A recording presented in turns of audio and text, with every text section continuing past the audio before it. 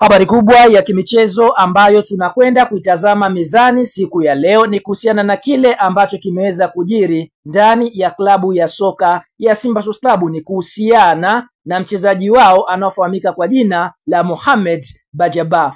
Mohamed Bajaba ni mchezaji ambaye Simba walimsajili katika dirisha kubwa la usajili akitokea Polisi Kenya, ambapo watu wengi walitarajia kuona mambo makubwa kutoka kwa mchezaji huyu, lakini mpaka hivi sasa tunavyoongea mchezaji huyu kutokana na kupata majeraha ya muda mrefu kukamfanya kumweka nje na kukosa michezo ya kimashindano ndani ya klabu ya soka ya Simba. Sasa habari kufikie kwa sasa tunashuhudia mchezaji huyu ameweza kupona, lakini mpaka sasa hajaweza kutumika katika mchezo wote ule ndani ya klabu ya soka ya Simba Sports Club. Hata katika michezo ya ligi ya mabingwa barani Afrika ambayo Simba wanacheza kwa sasa, nyota huyu tunaona hajacheza mchezo wote. Sasa za ndani ni kwamba nyota huyu anataka kuondoka katika dirisha dogo la usajili ndani ya kosi ya Simba.